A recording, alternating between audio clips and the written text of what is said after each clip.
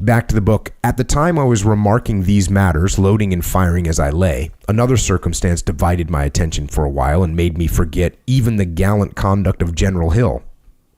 A man near me uttered a scream of agony, and looking from the 29th, who were on my right, to the left, whence the screech had come, I saw one of our sergeants named Fraser sitting in a doubled-up position and swaying backwards and forwards as though he had got a terrible pain in his bowels.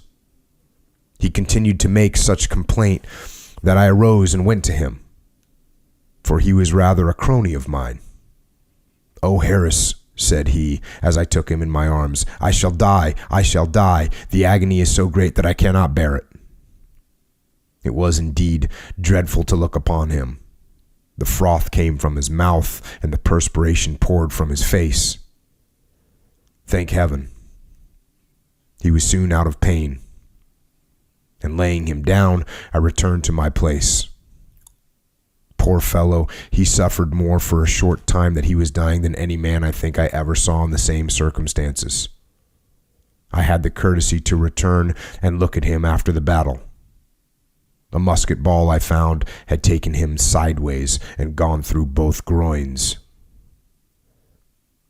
Within about a half an hour after this, I left Sergeant Fraser, and indeed, for the time, had as completely forgotten him as if he had died 100 years back. The sight of so much bloodshed around will not suffer the mind to dwell long in any particular casualty, even though it happened to one's dearest friends.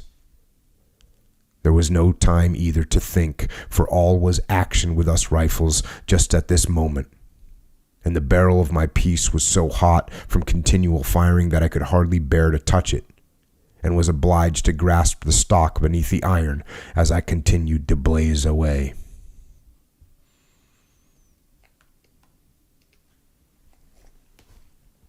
Doesn't even have time to think about it. Yeah. James Ponton was another crony of mine, a gallant fellow. He had pushed himself in front of me and was checked by one of our officers for his rashness. "Keep back, you, Ponton!" The lieutenant said to him more than once, but Ponton was not to be restrained by anything but a bullet when in action. This time he got one, which, striking him in the thigh, I suppose hit an artery, for he died quickly. The Frenchman's balls were flying very wickedly at that moment, and I crept up to Ponton and took shelter by lying behind and making a rest for my rifle of his dead body.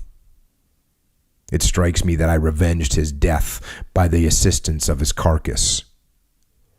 At any rate, I tried my best to hit his enemies hard. There were 2 small buildings to our front, and the French, having managed to get into them, annoyed us much from that quarter. A small rise in the ground closed before these houses also favored them, and our men were being handled very severely in consequence.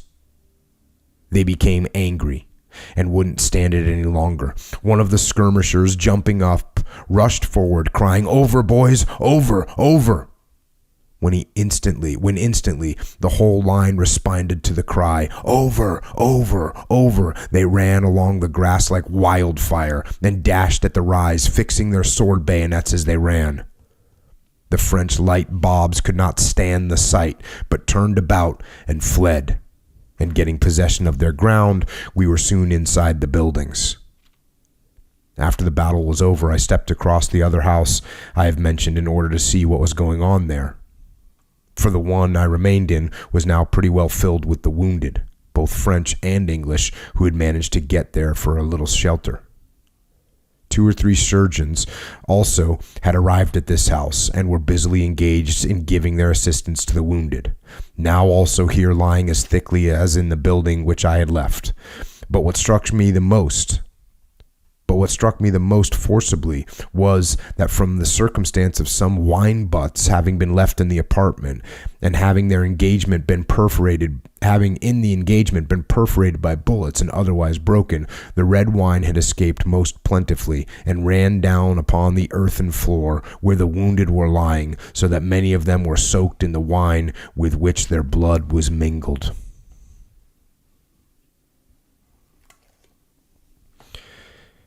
I hate to even think about the medical care that these guys are getting. Yeah. And the medical care that we had in Iraq was unbelievable. Mm-hmm. Not only from the speed that you would get assistance, but also the quality of care that you would get in the field from our own medics, and how quickly they would get to you and then get you taken care of and then get you evacuated to a full medical facility. And that actually changed during my time in the teams. For instance, the biggest change, when I first got in the teams, what we were taught was, if someone gets shot, you immediately give them an IV, meaning, a bag of fluid, because they're bleeding. You got to replace that. Mm-hmm. And now they don't do that automatically, because your body has its own mechanisms when it loses blood to stop the bleeding. It pulls back in the arteries and veins, and it constricts them, and it clots the blood that's there. And so, and when you give someone an IV, the body thinks, I don't need to do that. So it opens up the arteries, it opens up the veins, it doesn't constrict anything, it clots slower. So there's like one example, and that's during my time. So that's the last 25 years that change has taken place. Mm-hmm. So now you go back, 100 and 200 years, it's totally different. Totally different. And they'll talk more about that. I mean, the basic plan was, if you get shot in a limb, you're losing the limb. That's basically what's going on. Just amputations. And nowadays they do an incredible job of saving limbs. If they can be saved, they save them. I mean, they do an incredible job.